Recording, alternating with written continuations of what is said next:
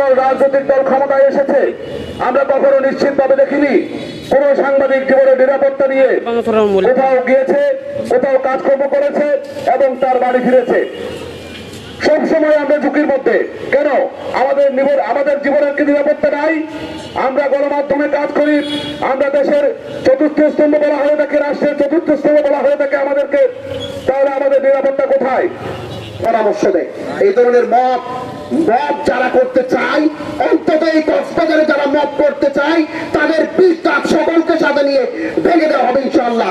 আমাদের এখানে আমি অনেক দেখেছি, গত 5-6 দিন আগে একজনের সাথে বৈঠক হয়েছিল, সাংবাদিকদের তালিকা করেছিল মারার জন্য, মত সৃষ্টি করার জন্য। এই মত সৃষ্টি করতে দেওয়া হবে না। যেই মত করবে আমরা তার সাথে সাথে পাল্টা জবাব দেবো ইনশাআল্লাহ। সেটা সাংবাদিক সে কলম ধরিনিক আজকে এখানে এসেছি, দাঁড়িয়েছি তহিন হত্যার বিচার চাইতে। আমরা সাংবাদিকরা সত্য কথা লিখে যাব, পরবর্তীতে প্রাণও দিয়ে দেব, সেটা তো হয় না।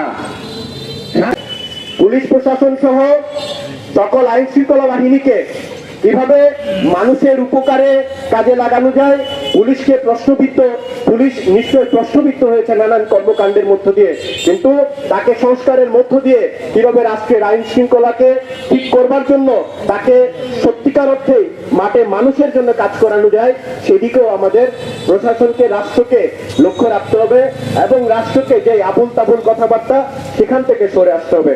আবারও